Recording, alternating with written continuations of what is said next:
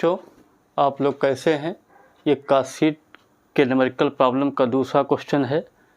इसमें हमने जो है वो प्रॉब्लम ली है जिसमें यूनिटें कुछ और बनाई गई हैं, बेची कुछ और गई हैं। अगर इस टाइप का क्वेश्चन है तो इसमें कास्ट शीट अलग बनाई जाती है, स्टेटमेंट ऑफ प्रॉफिट अलग बनाया जाता है।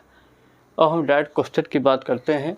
Following data is related to manufacturing of product for the month January 2018।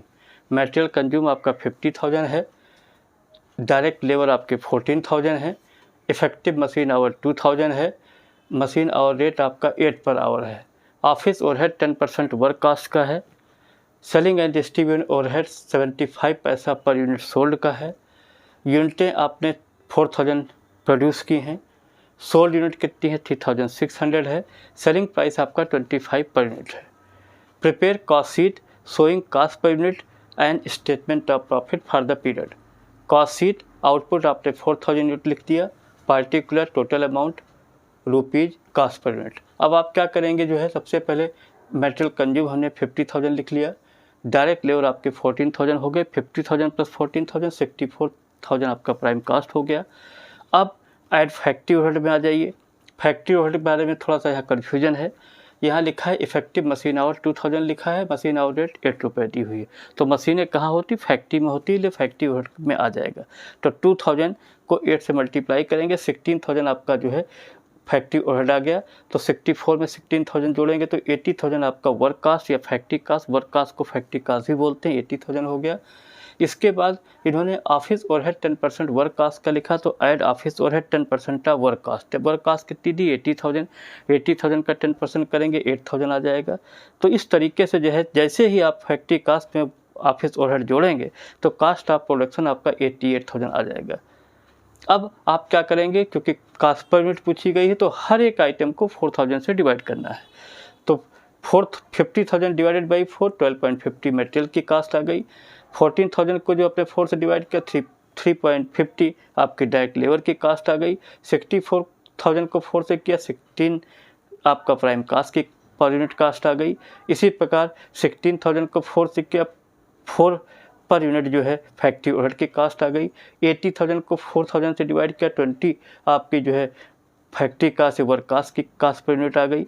इसके बाद जो है 8,000 को आपने 4,000 से किया 2 रुपये जो है ये आपकी जो है कास्ट ऑफ जो है ऑफिस ओवरहेड की कास्ट आ गई। फिर 88,000 को जब 4,000 से डिवाइड करेंगे तो 22 जो है कास्ट पर यूनिट आ गई, जो है कास्ट ऑफ प्रोडक्शन की कीमत आ गई। तो ये तो कास्ट शीट का हिसाब किताब हो गया। अब इसमें हमें चूँकि यहाँ है क्या बनाया आपने 4,000 है, बेचा 3,600 है, तो आपको स्टेटमेंट ऑफ प्रॉफिट अलग से बनाना पड़ेगा। अब स्टेटमेंट ऑफ प्रॉफिट हेडिंग डाल दिया और यूनिटें लिख दिया 3,600 यूनिट। कॉलम उसी तरीके से बनेगी जैसे कास्ट शीट के होते हैं, particular total cost cost per unit.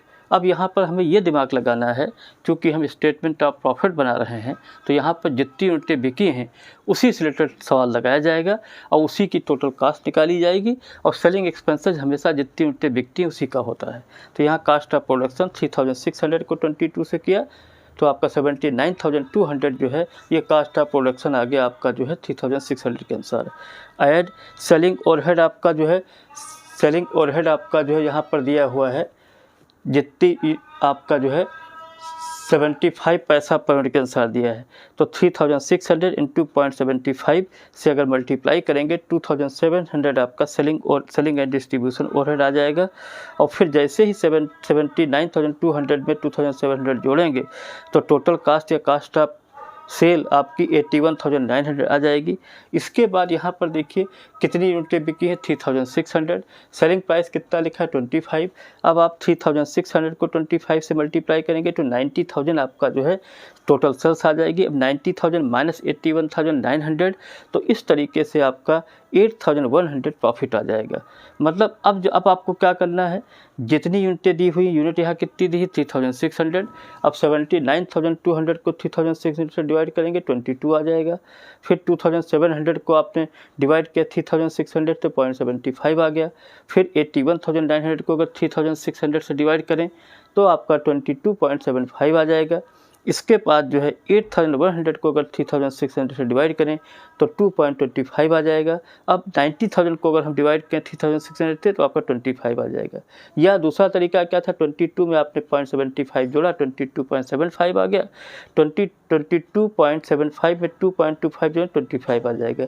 तो इस तरीके से हमने इस क्वेश्चन में आपको जो है हमने एक जो है ऐसा क्वेश्चन लिया था जिसमें आपको हमने ये बताने की कोशिश की है कि कॉस्ट शीट कब अलग बनती है, स्टेटमेंट ऑफ प्रॉफिट कब अलग बनता है। ये तभी बनता है जब बनाने की यूनिटें अलग हों, बेचने की अलग हों, तभी बनता है।